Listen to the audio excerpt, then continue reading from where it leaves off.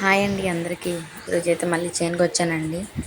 ఎద్దులకు మేత కోసుకొద్దాం అని చెప్పి అయితే బావ నేను వచ్చాం, కానీ ఆయన పక్కన వేరే జాడు ఉంది, ఇంకా దానికి వచ్చేసి నీళ్ళు పెట్టడానికి వెళ్ళాడండి, పైపులు మలపడానికని.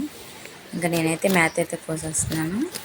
ఇంకా దాని కూడా ఒక్కడే కదండి, అరకెళ్ళి వచ్చి మేత కోయడం అంటే కష్టంగా ఉంది పాపం. అందుకని నేను సాయం చేద్దామని చెప్పి వస్తున్నాను. అదే బర్రెలు ఉన్నప్పుడైతే తను ఒక్కడే తెచ్చుకున్నాడు. ఇప్పుడు ఎక్కువ మేత కదండి, ఇంక అందుకే పాపం కష్టపడుతున్నాడు ఆయన ఒక్కడే.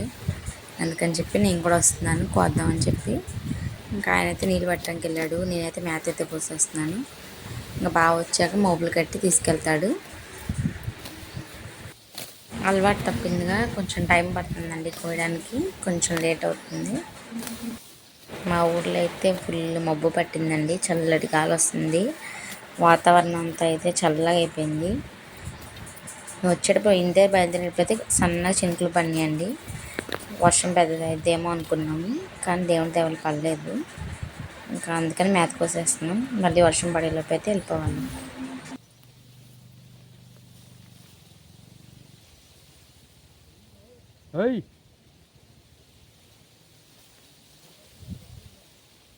అదే అయిపోయింది అది.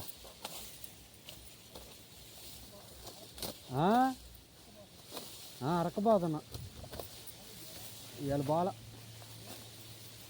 లేదు, వాన పట్టలేదుగా.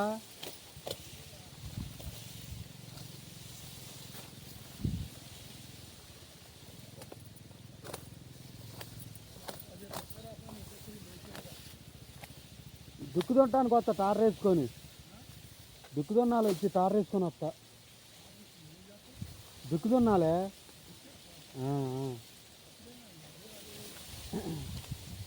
ఏం వేద్దాం మళ్ళీ తర్వాత మళ్ళీ ముసురు పడితే ఆరిదారదేమని.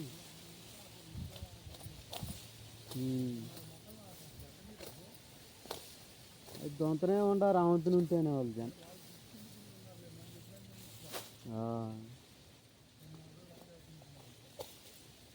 చూస్తా, అదే 2 రోజులు ఆగి చూస్తా.